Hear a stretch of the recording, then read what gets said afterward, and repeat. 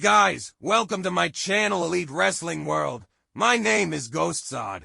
Thank you guys for joining me right here on AEW Dynamite post-show review. Dynamite was a very good show tonight. We are starting the build towards new AEW Dynasty pay-per-view, which is going to be fantastic. It's Wednesday night and you know what that means. It's big business time in All Elite Wrestling.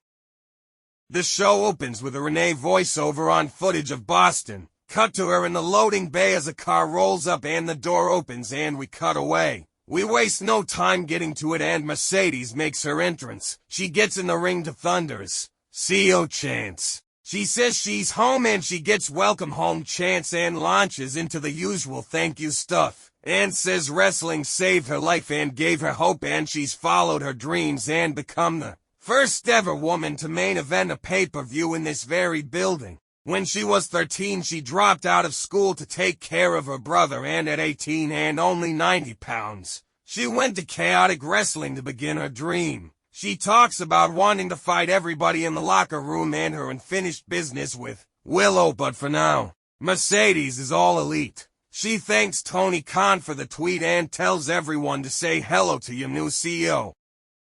Renee interviews Samoa Joe backstage. He says tonight feels different but Wardlow is the same. He hasn't forgotten the last time they met and Samoa Joe don't lose championships at the Garden.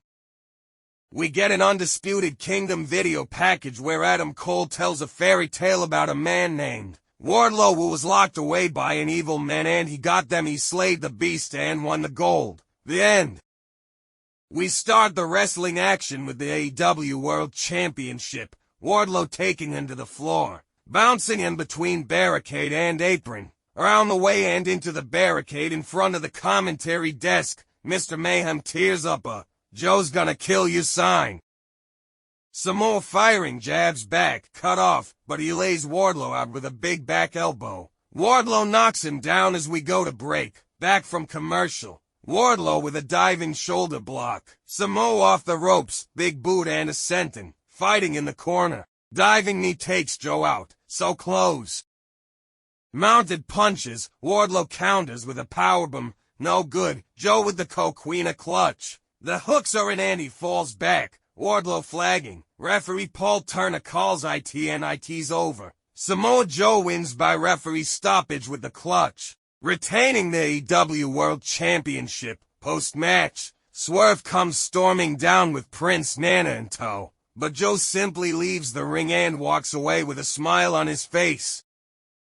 Alex Marvez interviews the Elite and Nicholas Jackson gets on his for not using Okada's full name and not showing him enough respect. Matthew Jackson says Okada joined because they're the three best athletes in the world and they've been friends for 14 years through highs and lows. Okada tells Penta, Pac, and Eddie he's coming for them and demands Marvez wish Matthew a happy birthday, and so we go to break.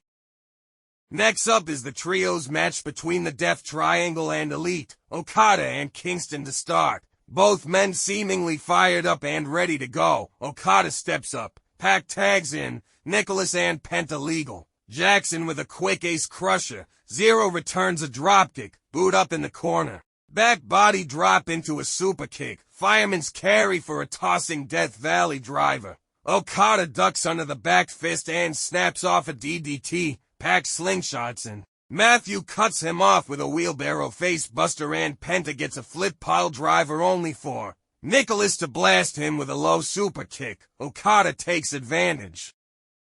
The Elite win by pinfall with a rainmaker from Okada on Eddie Kingston. Post-match, Okada holds the AEW Continental Championship high over Eddie's fallen body.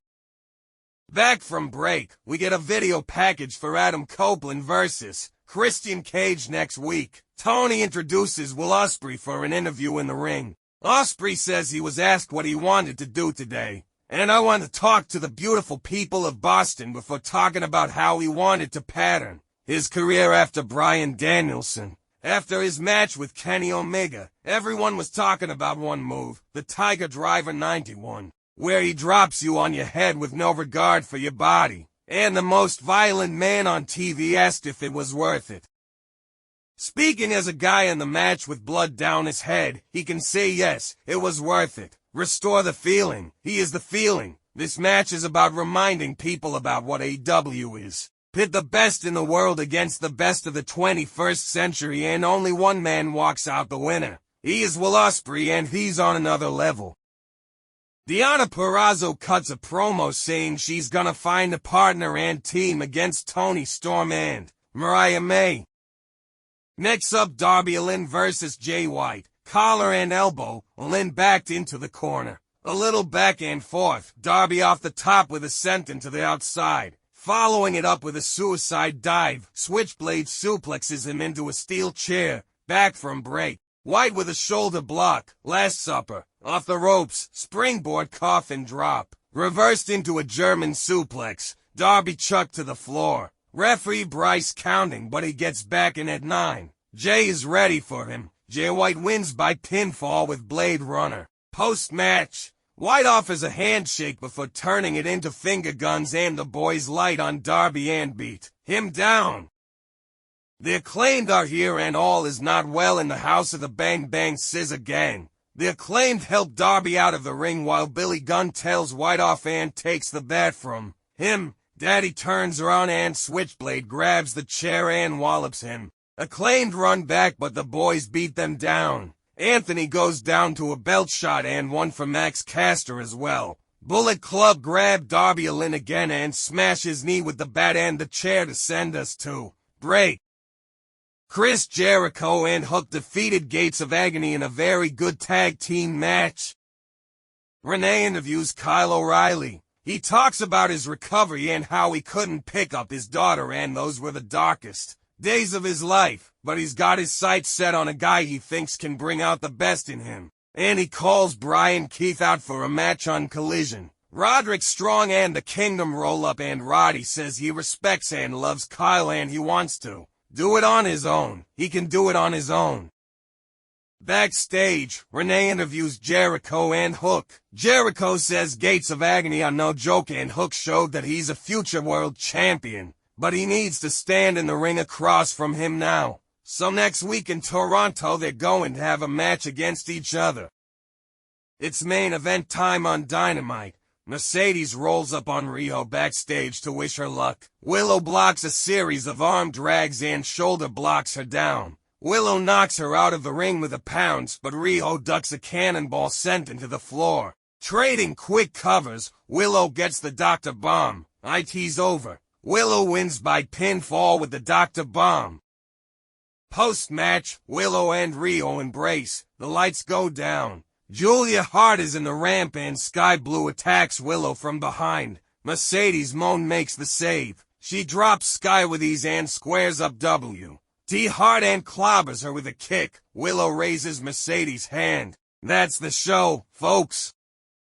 Next week's show is stacked as well. Copeland vs. Christian I Quit match for TNT title. Jericho vs. Hook. Okada vs. Eddie Kingston for Continental Crown Championship. We will hear from Mercedes. Tag team tournament will continue. Please guys, like and share this video. Subscribe to my channel and keep watching Elite Wrestling World.